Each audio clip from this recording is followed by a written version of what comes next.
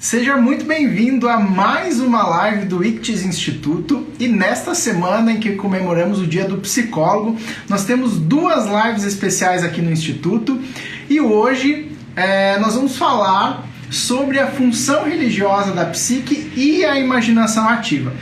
Eu entrevisto hoje a Rosélis Bittelbrunn, que é artista plástica, psicóloga, formada pelo Centro Universitário de Brusque, a Unifeb, é pós-graduada em Imaginação Ativa pelo ICTIS Instituto.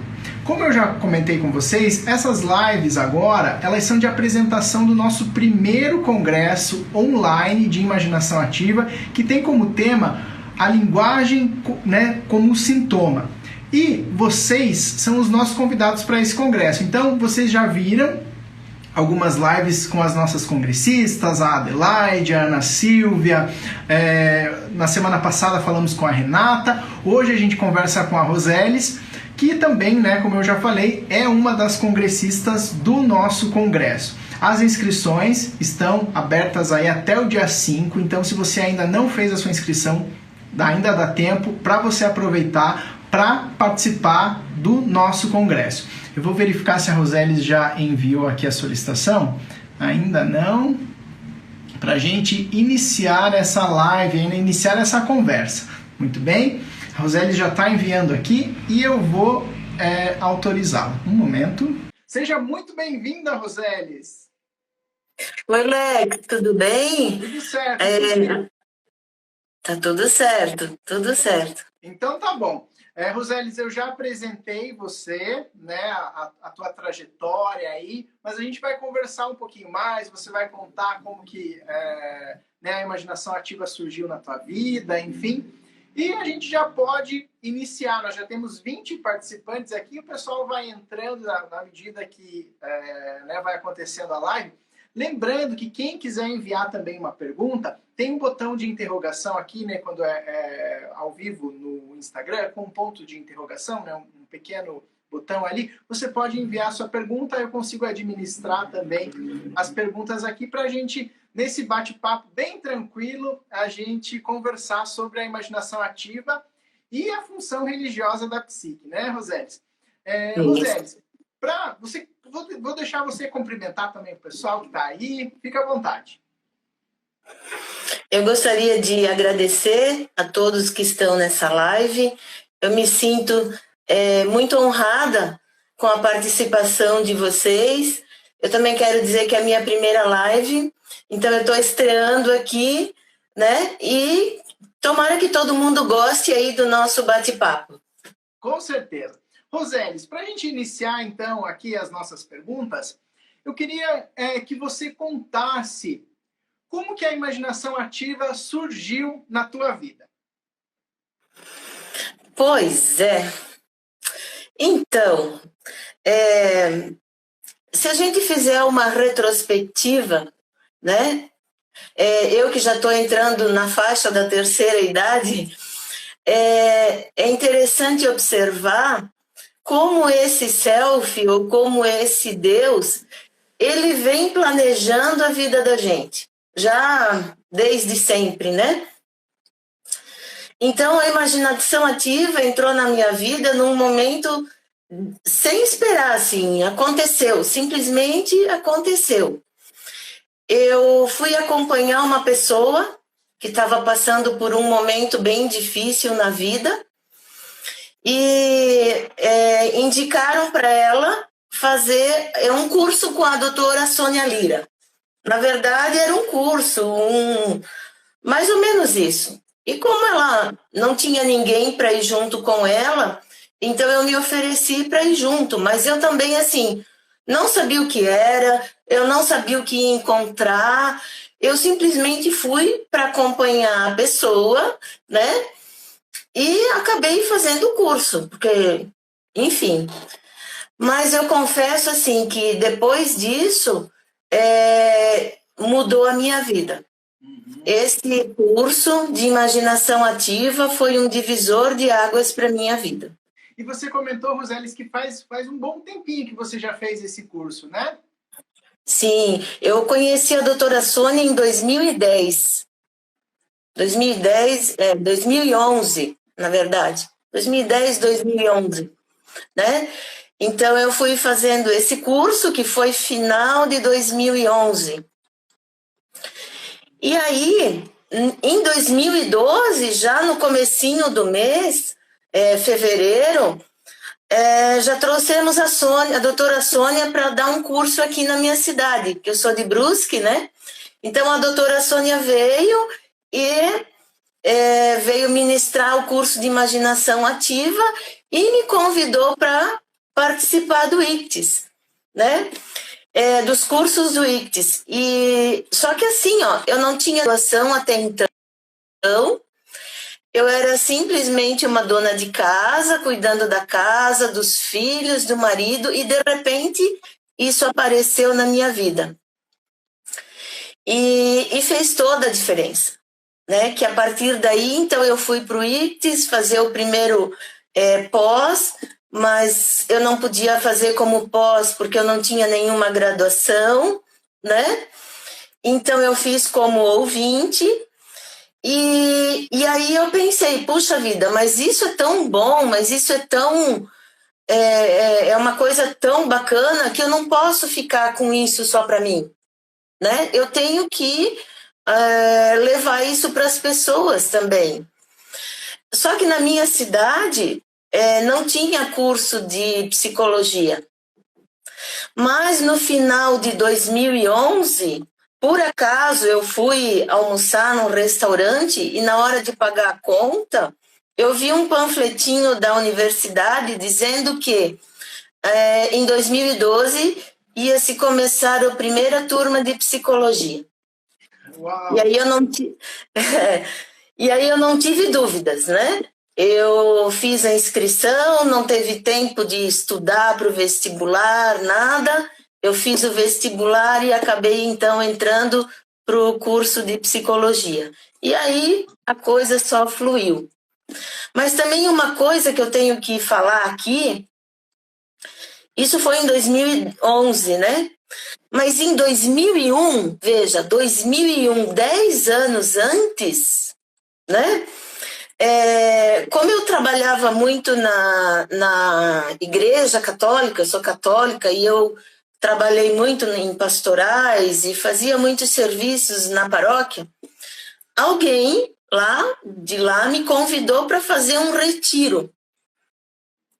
Mas, do mesmo modo como da imaginação ativa, ela só fez a propaganda do retiro. Ela não disse, bem dizer, o que era. Eu disse, olha, se um dia voltar a ter esse retiro, me avisa que eu faço. E realmente aconteceu. Em janeiro de 2001, esse retiro ia acontecer no Rio Grande do Sul. E eu nem falei, né? Imaginação ativa foi na tua cidade aí, Guarapuava. Guarapuava, né? Eu sou de... Ontem eu estava conversando com a Roselis para a gente passar o que a gente ia conversar hoje. E aí a gente descobriu tanta coisa em comum, né, Roselis? Pois é.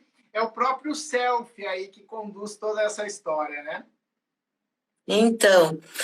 Então esse retiro era no Rio Grande do Sul, na cidade de Esteio. E eu fui para lá, mas assim, também meio que sem saber como que era, do que se tratava, realmente o que era. Quando eu cheguei lá, para minha surpresa, era o retiro dos exercícios espirituais de Santo Inácio. Olha só, né? Tudo a ver depois com a psicologia e com a imaginação ativa.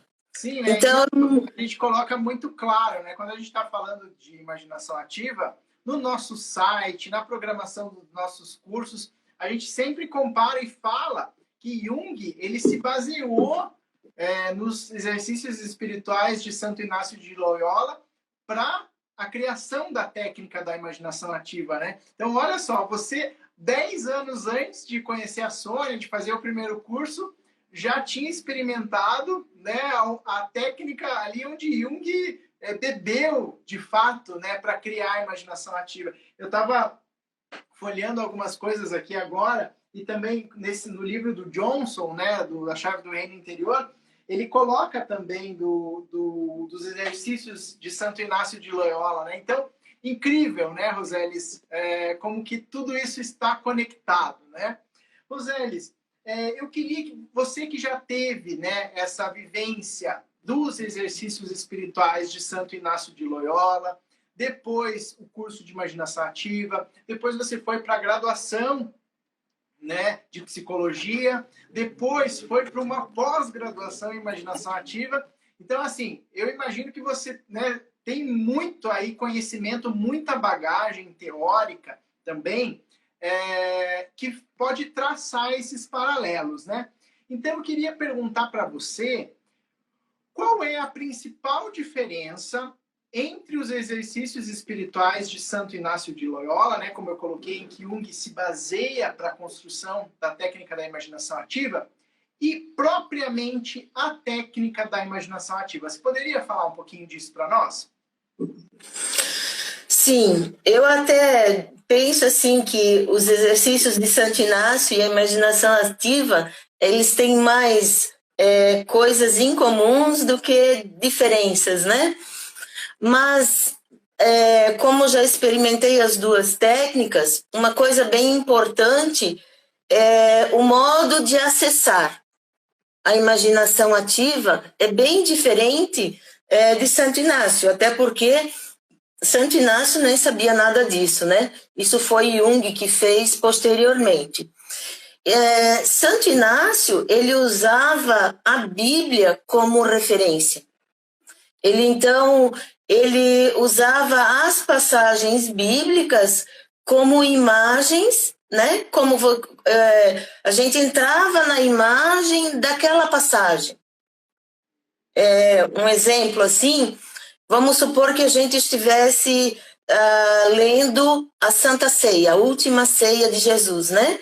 Então, você tinha que se colocar naquela imagem, você tinha que se colocar naquele ambiente, né? Então, já é uma coisa induzida. Não é uma coisa espontânea. É espontânea porque é o self que vai criar o ambiente para você, mas mas é mais dirigida, né? Outra coisa que também é que lá você fica meio que olhando, ouvindo, né? Então até o Jung fala isso, que nos exercícios espirituais a gente usa os 5 sentidos para fazer, né? Então você está na cena, você olha, você ouve, você escuta falar, você sente cheiro, então você usa os 5 sentidos ali na cena, mas não interage. A grande diferença e a principal diferença é essa: o ego quase não interage com aquilo, com aquilo que está lá acontecendo. Ele né? É mais um observador dessa cena, Rosélis, a gente poderia falar assim. Isso. Eu até diria que, nesse caso, nos exercícios espirituais, é mais uma contemplação daquilo que vai acontecendo. E aí, o Santo Inácio, ele fazia isso. Porque o que é os exercícios espirituais, se não as anotações que Santo Inácio fazia das experiências dele? Né? Então, ele dizia que era para a gente usar o que Jung falava das funções psicológicas, que era o sentimento, o pensamento, a sensação e a intuição. E você também devia escrever o que você sentia, o que percebia, quais os pensamentos que vinham. Então, nos exercícios de Santo Inácio tinha mais essa coisa das funções psicológicas, né? Mas não tinha essa interação com a imagem, que na imaginação ativa isso é essencial. E outra coisa que também é essencial na imaginação ativa é as perguntas. É como perguntar, né? Se você está fazendo, mas se você está conduzindo alguém na abordagem, na imaginação ativa, você tem que saber perguntar, senão ela também não acontece. Então, essas coisas são muito fundamentais, essas diferenças são as mais fundamentais da imaginação ativa para os exercícios de Santo Inácio. Até Jung fala um pouquinho, ele diz, né, que a técnica usada nos exercícios é a contemplação. E que, de alguma forma, porque isso se chama retiro, né? Retiro dos exercícios espirituais. Então, quando a gente entra em retiro, a gente procura extinguir por completo o mundo dos sentidos, dos pensamentos, aquilo que está interagindo aqui fora, né? Para se concentrar naquilo que é dentro. Então, é nessa hora que, quando cessa todos os estímulos externos, o elemento interior ele pode surgir com maior nitidez. Então, Jung fala isso dos exercícios espirituais. E ele também diz que toda experiência religiosa é uma experiência psíquica. Uhum. Perfeito. E agora, já aproveitando esse gancho aí, Rosélis, que você falou sobre a questão da experiência religiosa, né? Eu quero perguntar para você. A psique, ela tem uma função religiosa? Então, o Jung diz que tem. Então, assim, para falar dessa função religiosa, a gente vai ter que falar do instinto. E aí temos que nos remeter um pouco a Freud, né? Que fez uns estudos do instinto. Então, como já sabemos pela história, Freud e Jung começaram a ter um relacionamento lá por 1906, quando que eles começaram a comungar mais ou menos com as mesmas ideias. Jung começou a ler Freud e começou a gostar daquilo que lia, e ele também estava fazendo seus estudos nessa época. Então, eles trocaram muitas correspondências, né? Inclusive, até tem um livro que só dessas correspondências, mas isso durou por pouco tempo. Por quê? Porque Jung foi vendo que ele foi discordando de algumas coisas de Freud. Então, em 1913, mais ou menos, aconteceu um rompimento entre eles, por causa dessas discordâncias. E um dos pontos que foi dessa discórdia foi justamente o instinto. Por quê? O Freud achava que o maior instinto no ser humano era o sexual. Né? O instinto sexual, para ele dizia que era o maior. Já Jung, ele até concordava com Freud que esse instinto era muito importante para os seres humanos e até fundamental para a própria existência dos seres humanos, né? Mas o Jung disse que existe um instinto muito maior e mais poderoso que o sexual. E ele deu a esse nome de instinto religioso. E então ele entendia que esse instinto religioso é uma função psicológica da psique. Perfeito. Eu vou parar um pouquinho aqui, Roseli, já vou aproveitar para fazer uma propaganda. Hoje a gente está falando, né, desse instinto religioso, mas como é Semana do Psicólogo, a gente também, na quinta-feira, vai ter uma live aqui para falar especialmente deste instinto sexual. Então, já separem aí a agenda, né? Já anotem, quinta-feira às 17 horas eu vou receber a psicóloga Sandra Almeida e a gente vai falar sobre esse instinto sexual. Tudo conectado. Detalhe que a gente nem previu isso, né? Fui falar Não, é verdade. Fui ver qual tema que ela gostaria de falar, fui falar com a Sandra e olha só, mais uma vez, tudo, né, amarrado. Então, nessa semana do psicólogo, a gente vai... O pessoal está falando que meu som está baixo, deixa eu aumentar aqui. Nessa semana do psicólogo, então, a gente vai falar sobre isso. Roseli, pode falar então um pouquinho mais sobre essa diferença entre o pensamento do Freud e do Jung? E aí, se você quiser colocar mais alguma coisa.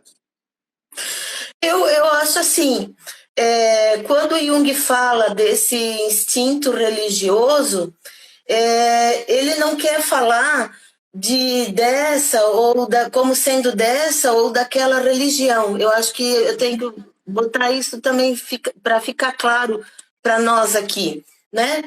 Ele fala como instinto religioso, na verdade, aquela palavra que vem do latim, né, de religio, do latim religere, que quer dizer religação.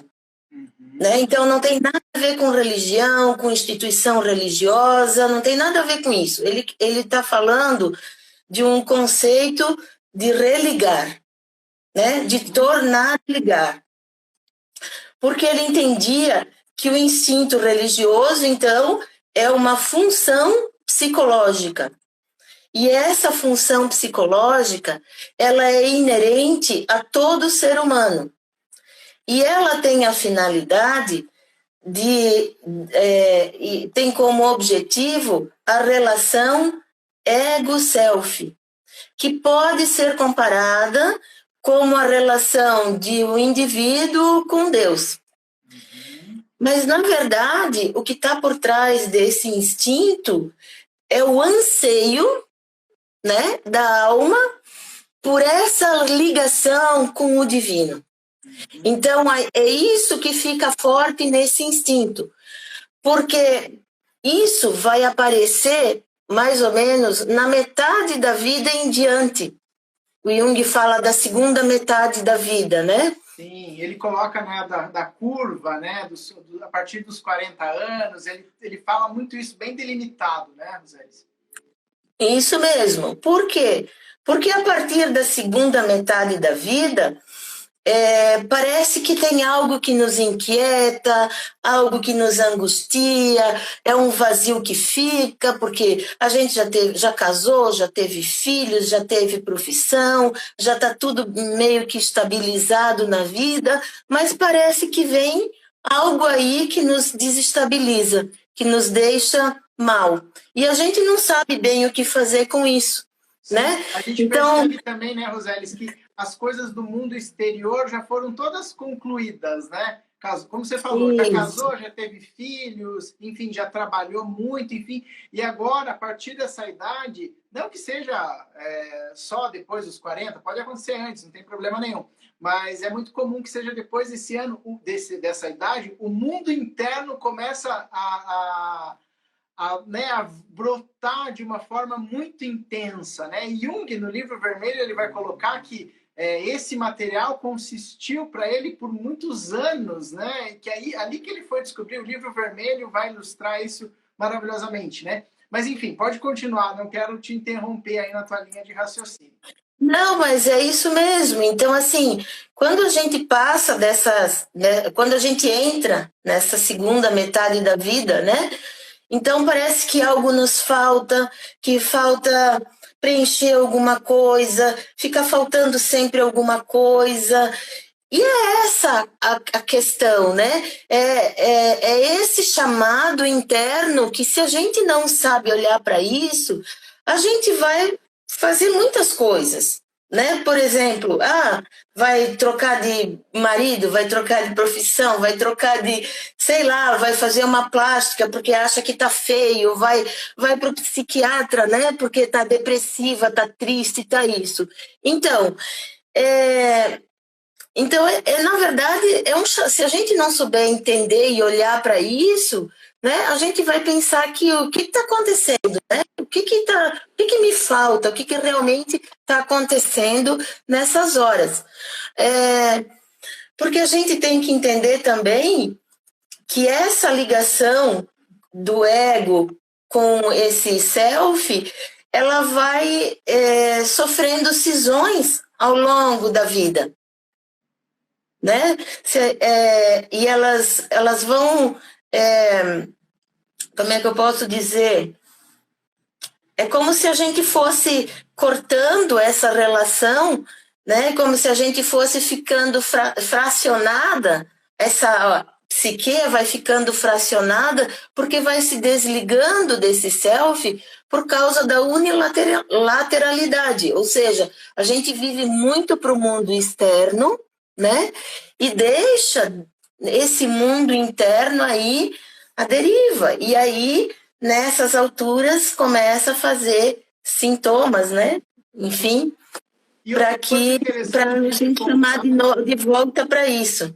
Sim, e outra coisa, uma questão importante da gente pontuar, Rosélis, que você está falando, né, que enquanto não se olha para esse mundo interior, a gente vai continuar projetando os nossos conteúdos, né, de maneira externa, projetando nos relacionamentos, enfim, de infinitas maneiras, até a gente se dar conta que precisa voltar para esse eu interior e aí começar essa jornada de autoconhecimento, né? Então, o Jung ele vai estruturando isso através, principalmente, da vida dele, né? Que a vida dele foi partiu ali para ele criar também a teoria, claro, no hospital, os pacientes dele, isso também colaborou infinitamente, mas ele coloca que a vida dele, as experiências da vida dele, que foram mudando a psicologia dele, né, Rosélis? Eu queria que você tratasse, Rosélis, assim, pontualmente, aqui não é uma aula, é claro, o pessoal sabe, mas eu queria que você falasse um pouquinho mais desse conceito mais técnico sobre a estrutura da psique. Você pode trazer isso para nós? Posso sim. Então, a estrutura da psique. Quando a gente fala em psique, parece assim, é da cabeça, é algo né? Parece assim. Mas o termo psique, na verdade, ele vem do grego, que é psirrê, né? E se a gente for pegar o mesmo no latim, se chama ânima, né? Do latim se chama ânima, e traduzindo para o português, psique se chama alma. É o mesmo que alma. Então, na verdade, nós estamos falando da nossa alma. E a psicologia é o estudo da alma. Pelo menos a analítica né? Porque tem outras psicologias que nem tocam na alma, ou nem abordam nada da alma. Mas a analítica, ela tem esse forte, essa coisa da alma muito forte, né? Então, o Jung fala o seguinte, então a gente vai falar de alma aqui, né? Então, a estrutura da alma. O Jung fala que na hora da concepção, instala-se um centro nessa alma, né? E esse centro, então é como se ali fosse instalado muitas possibilidades. Então a gente já nasce com essa alma trazendo como se fosse uma bagagem que não é genética, mas potencialidades, né? Então a gente diz que esse centro, ele nasce quando a gente nasce. Vamos dizer assim, né? Quando a gente nasce, tudo também nasce. E tudo está em potência. Tudo são possibilidades. E eu aqui faço uma analogia com uma semente, né?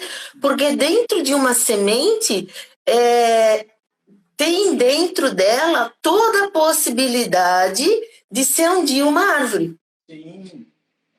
Né? Depende de como essa semente vai ser tratada, ela vai virar ou não uma árvore. No então, seus símbolos, a Von Franz usa essa né, questão da semente que ela coloca do pinheiro, se eu não me engano. Do pinhão. Né? Isso, porque na semente tem todas as possibilidades de vir a ser, né? E o indivíduo também, nessa alma, ele tem toda a possibilidade de vir a ser um indivíduo.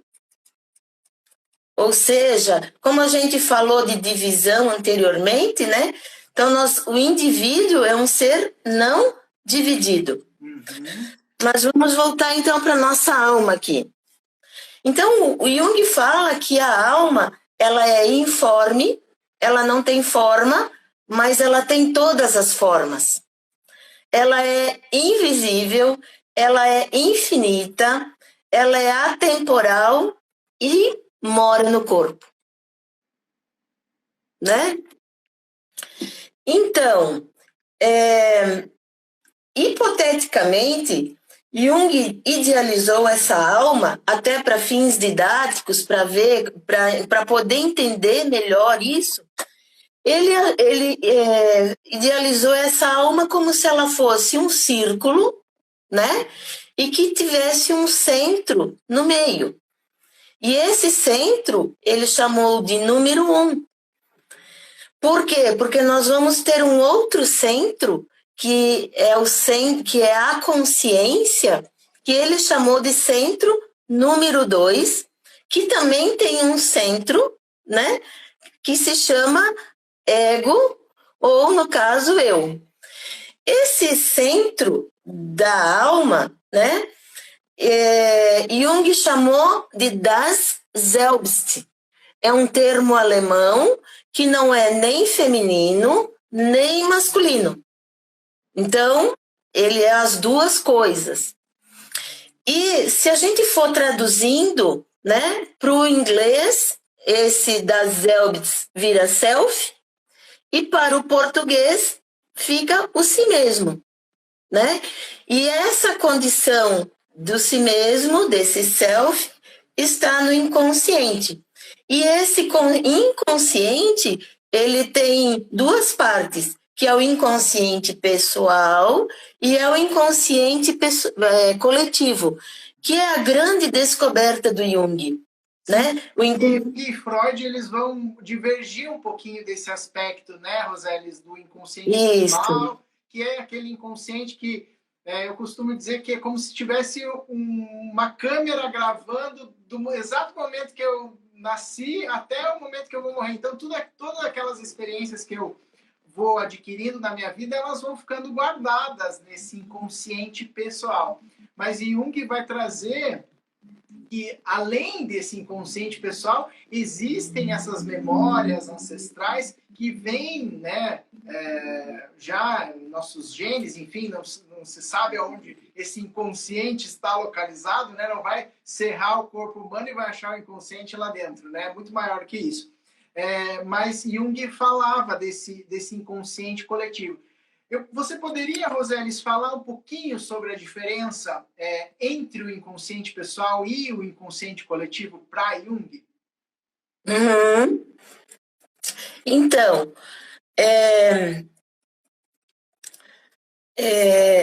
assim, então nós temos dois centros, né? O ego, que é o centro da consciência. Esse ego, então, ele vai se relacionar com o nosso mundo aqui fora, né? Então, tudo que é consciente fica com o mundo aqui fora. Só que para ele ficar nesse mundo, para ele se relacionar com esse mundo externo, ele vai sentir os impactos para essa adaptação desse mundo, né? Então ele vai ter ilusões, decepções, ressentimentos, traições, situações traumáticas. Ele vai viver muitas coisas, né? E essas coisas que ele não quer muito lidar, que ele não quer muito entender, ele meio que joga isso para um lugar que se chama inconsciente, vai para o inconsciente pessoal. A gente chama assim, ele bota debaixo do tapete, né? Mais ou menos, assim, metaforicamente falando. Mas não é só isso. E então tudo que ele reprime, tudo que ele não quer, fica armazenado então nesse inconsciente pessoal, que é próprio das experiências dele, na vivência dele. Então isso é importante a diferença.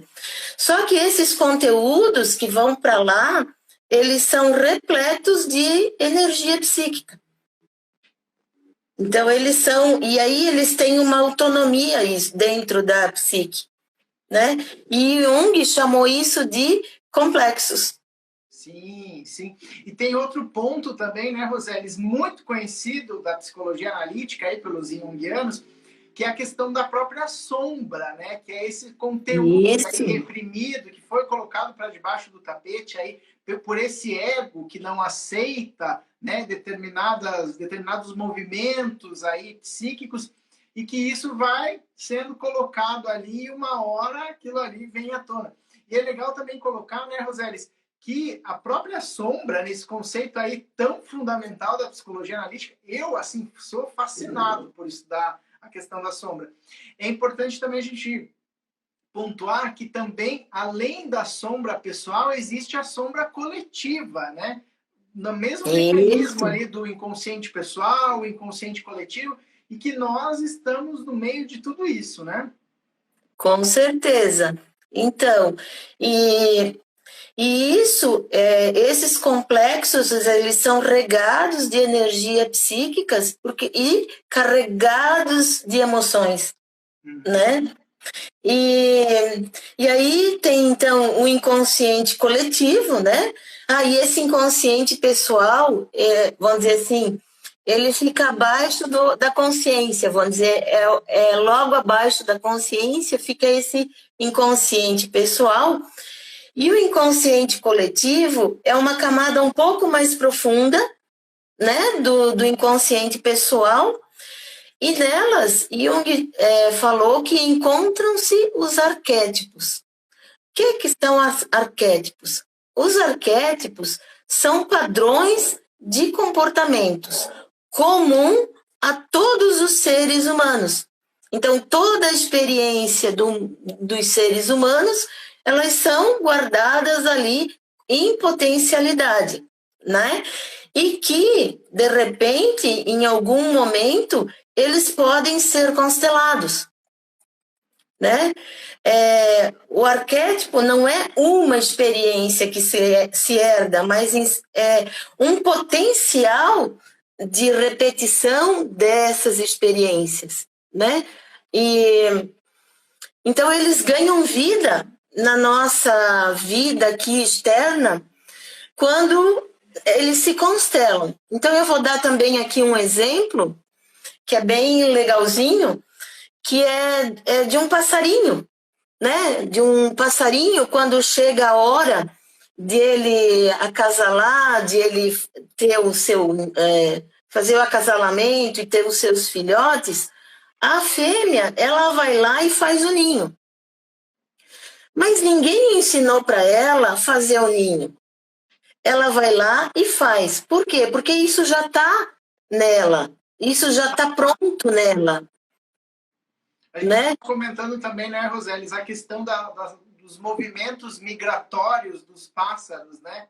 Eles não fizeram um curso no Senac, não fizeram uma faculdade para saber que em determinada época do ano, né, eles têm que voar, têm que ir para o outro lado, enfim. Isso já está impresso dentro deles, né? É incrível. E alguns pássaros você observa que eles têm até formas de como eles voam no céu, né? É fantástico mesmo. Se a gente for pensar como seres humanos, né? Também falo dessa questão da mãe, né? Quando a pessoa, de repente, vira mãe. A mulher vira mãe, né? Então, isso já está nela, essa coisa já está nela. Então, se bem que às vezes ela também não sabe muito o que fazer, mas essa coisa maternal, isso vem junto com ela. É como se nesse momento que esse bebê nasce, que ela vira mãe, né? Isso se constela na pessoa. E a gente também pode dizer que esses arquétipos, e tanto os arquétipos como os complexos, eles podem irromper na consciência. Eles não vão pedir licença, estou chegando, né?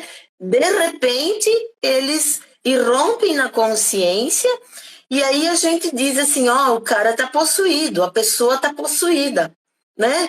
Então, isso tinha muito antigamente, tá possuído por um demônio, tá possuído por alguma coisa. Sim. E O realmente próprio está. conceito da loucura, né? Antigamente era visto como possessão, enfim, né? Vai longe Isso. nesse pensamento, né? Aham. Então, e se a gente pensar em possessão, realmente sim, a pessoa está possuída, mas por uma força do inconsciente, Sim, muito bem. né? Rosélis, eu queria colocar também, a gente já está quase caminhando para o fim aqui da nossa live, falei Mas já? rápido. Você comentou, né, que essas forças, na maioria das vezes, nos nossos processos psíquicos, elas são forças inconscientes, né? A gente não tem consciência que está sendo influenciado por ela, enfim. Mas a própria técnica da imaginação ativa é uma maneira de olhar para esses conteúdos até então inconscientes e trazer eles para a consciência, assimilar esse conteúdo, né? Eu queria que você falasse um pouquinho mais, até para a gente ir caminhando aqui, né, para a nossa live, sobre a importância da imaginação ativa nessa compreensão desse inconsciente. Então, o que acontece, né? Quando esses conteúdos eles não vêm para a consciência, eles ficam lá, retidos, né? E aí não acontece essa ligação ego-self que a gente estava falando, esse religare. E a imaginação ativa, então, ela vem para ir para esse inconsciente. Tanto é que Jung, quando deu esse nome, imaginação ativa, ele estava falando das viagens que ele fazia até o inconsciente para entrar em contato com essas imagens e, de repente, entender o que conteúdos estão lá. E isso fica melhor para a gente entender quando a gente fala de sintoma, que, na verdade, vai ser o tema do nosso congresso aí, falar do sintoma. Porque o que acontece? Eu tenho um sintoma, né? E se eu for aplicar a técnica da imaginação ativa, é através desse sintoma, que é carregado de energia, carregado de emoção, como eu falei lá, né? Através disso eu posso encontrar uma imagem, porque a psique, a dinâmica dela é o imaginário, né? Então, quando eu entro, né? Os exercícios espirituais também trabalhava com o imaginário, né? E é importante então, Roseli, que a psique ela se manifesta através das imagens, né? Ela das se torna imagens. conhecida através das imagens. Por isso é tão importante esse contato mesmo, né? Com a imaginação, a imagem, né? Que está revelada. Isso. Então, quando você vai atrás do sintoma, né? Com toda a técnica, sabendo como entrar pela técnica, né? Sabendo fazer as perguntas corretas, porque eu quero deixar bem claro que as perguntas elas são essencialmente importantes, senão a coisa não acontece. Então, às vezes, a imaginação ativa nem é muito conhecida nos meios junguianos, porque talvez não se saiba exatamente como perguntar para que a coisa aconteça. E outro ponto, Roselis, que a gente pode colocar também é que é uma técnica totalmente experiencial. Não existe, claro, tem livros aí que falam um pouco sobre a imaginação ativa, mas ela tem que ser vivida para ela ganhar significado mesmo, entendimento, e quem conhece a técnica aí vai começando a se apaixonar, porque de fato ela faz sentido, porque é uma técnica que é totalmente experiência, né? Experiencial total, né? Você ia continuar, pode falar. Desculpa, acabei te cortando. Não, tá tudo bem. Então, a imaginação ativa é a condição da possibilidade de entrar em contato com essa dimensão inconsciente. tá? Então, à medida que surgem as imagens, a gente vai travando um diálogo com elas, e aí a gente vai poder, elas vão poder revelar aquilo que está por trás do sintoma. Uhum. Isso que é importante. Se você... O que está acontecendo? Por que aquele sintoma surgiu? Né? Às vezes é porque você não é ético. Às vezes é porque você está fazendo algo errado e não e aí isso vem para dizer, ó, você está errado. E é interessante saber que através desse diálogo a gente vai conhecendo o que está por trás do sintoma. Uhum. E geralmente o que a gente faz? Quando tem algum sintoma, a gente vai para o médico, vai lá e ele dá um remédio e a gente está fazendo o quê? Como diz a doutora Sônia, o remédio é um cala-boca, né? É que nem botar chupeta na boca da criança, ou seja, não fala sobre isso, então vamos tratar sem saber o que é. E quando a gente entende o sentido daquele sintoma, porque a imagem vai contar para a gente, né? Então, quando a gente entende o sentido daquele sintoma, ele até pode desaparecer, por exemplo. Né? Então, se eu entendo a finalidade dele, ele até pode extinguir-se. Às vezes, ele tem que ficar. E às vezes ele fica também. Então porque isso vai de uma compreensão muito maior da vida, né? Uhum. Às vezes também o corpo tá tão chagado já, né, que não tem como com a imaginação ativa reverter alguma coisa, Uhum. né? E aí eu entro na questão do câncer, né, que eu acho que é a nossa próxima conversa aí. Sim, você, né, a gente colocou aqui, né, que o sintoma é um dos acessos ao inconsciente, né? Esse acesso pode se dar através dos sonhos, através de uma imagem. Até tem uma pergunta aqui sobre a imaginação ativa em relação com a arte-terapia, né? O que seria essa diferença? Às vezes, você pode acessar a imagem, olhar a imagem, que pode se manifestar através de um desenho, mas a imaginação ativa, ela vai um ponto além, que é estabelecer um diálogo com essa imagem e essa imagem responder. Então, ela dá um passo além de apenas acessar a imagem, né?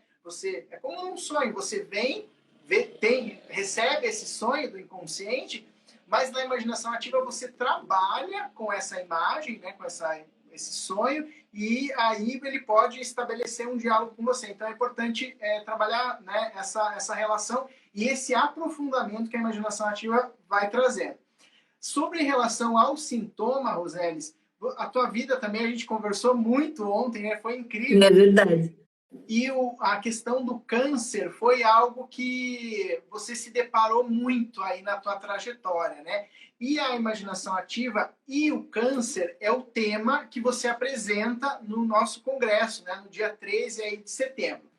Eu queria que você falasse um pouquinho mais sobre como que a questão do câncer, né? Essa temática surgiu na tua vida e que você resolveu se aprofundar mesmo no teu estudo, né? Para quem ainda não sabe, os participantes que fizeram a inscrição no congresso ganham uma revista que tem o artigo da Roselis, né? Que é a pesquisa dela ali sobre a imaginação ativa e o câncer. Aí lá ela fala muitas coisas. Mas, enfim, a gente tem 10 minutos aqui só para fechar essa live. E eu queria que você falasse, Roselis, rapidamente sobre o câncer, enfim, né? Enfim, essa situação que você viveu na tua família e a relação com a imaginação ativa. Então, eu não vou falar muita coisa, Alex, porque eu vou deixar para o congresso, né? Então, eu vou dar só uma pitadinha aqui. Então, assim, o que eu vou falar lá no congresso, né? Eu vou falar o porquê que eu escolhi o câncer, já que você falou, né? Ele está muito presente, ele esteve muito presente e está muito presente ainda na vida familiar, né? Inclusive hoje eu tenho um cunhado que foi internado com muito mal e está com câncer. Então é uma coisa que ele vem acontecendo na minha vida. Então a escolha do câncer foi por esse motivo, né? Porque ele está aí presente na minha vida, mas também assim, quando a gente conhece a prevalência, os dados, os números do câncer, se assusta muito. Os sintomas, eu vou trazer os sintomas que ele traz, porque também tem diversos tipos de câncer, né? Então eu vou falar mais sobre o câncer de mama, né? Na live eu vou falar, no congresso eu vou falar sobre o câncer de mama. Quais os tratamentos, como a medicina vê esse câncer, como que as mulheres sentem esse câncer, como que é a vida dessas mulheres com câncer de mama, o que muda, o que fica para elas, né? Então, é isso que eu vou trazer.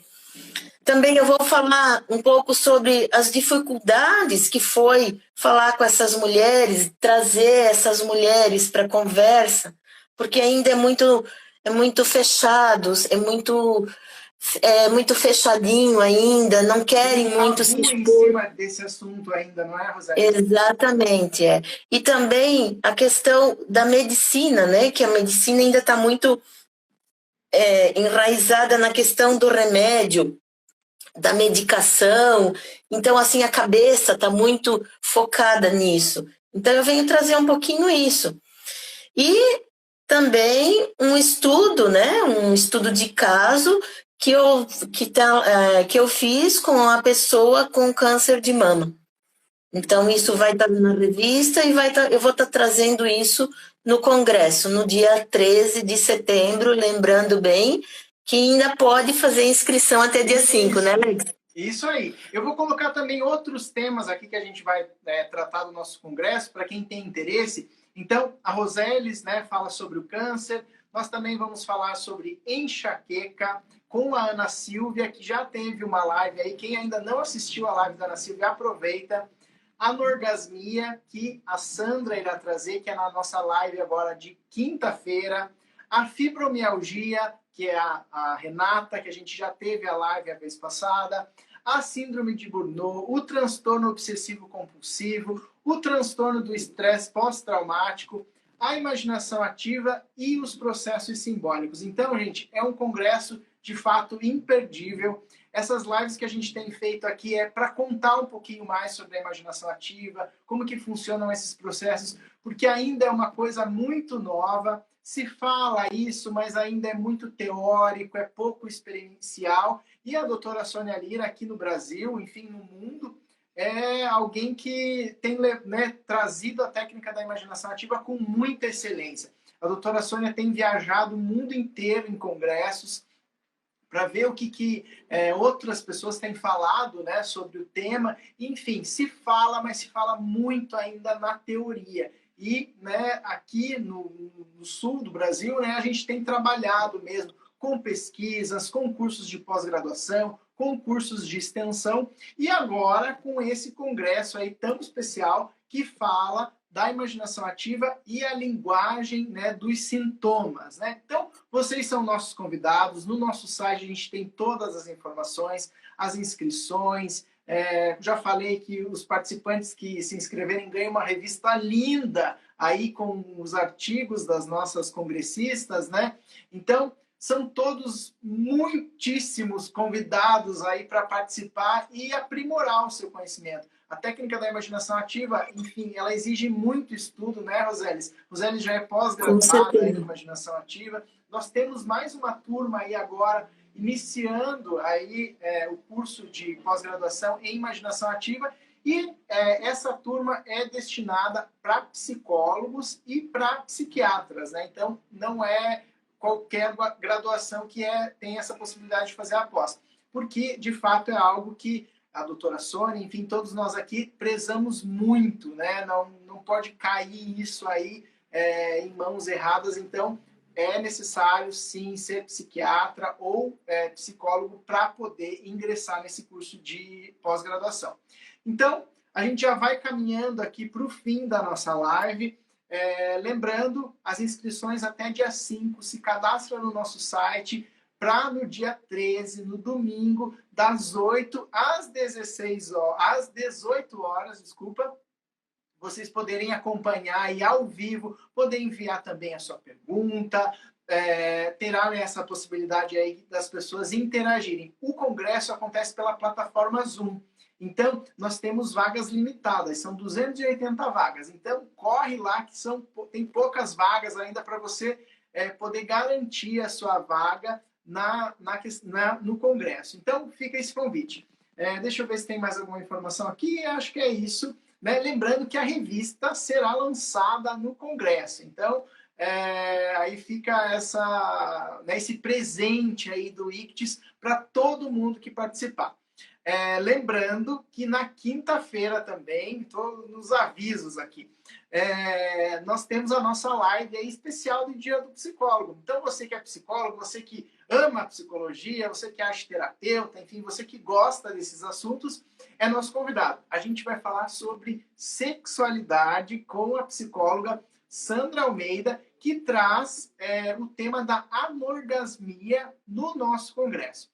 A Roseles pediu que ela quer fechar essa live de hoje com uma citação do Jung, né, Roseles? Então ela você para fazer esse encerramento aí da nossa live tão rica hoje. Então, essa citação é do Jung, mas o Jung tirou de Santo Inácio. Uau! Então, eu achei que essa citação ela fecharia com chave de ouro essa nossa live. Né? Essa citação ela está no livro Ego e Arquétipo, que está aí nas referências, né, que a gente colocou. Sim, depois a gente vai mandar lá. Tá.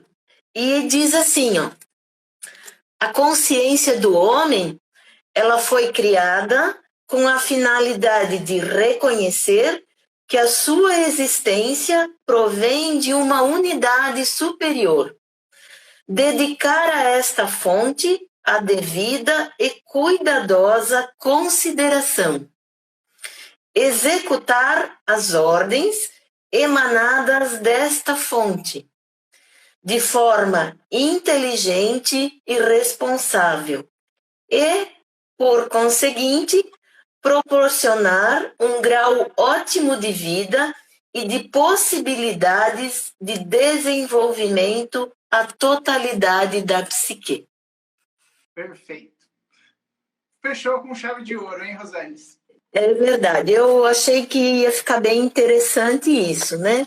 Então, quando a gente se conecta com esse ego, com esse self, nossos olhos se abrem, nossos ouvidos também se abrem. E aí essa conexão fica muito melhor, muito mais fácil, e aí a gente pode realmente fazer aquilo que a gente tem que fazer, né? Que é a vontade do self. Muito bem. Roseles, gratidão pela tua participação, obrigado por aceitar esse convite e nos vemos no nosso congresso. Até mais. Ok. Obrigada, tudo de bom. Obrigada para todos que aí participaram, que ouviram. Espero que contribuiu com algum conhecimento. Com certeza. Obrigado, Roseles. Até. Tchau, tchau. Até. Tchau. Tchau, até.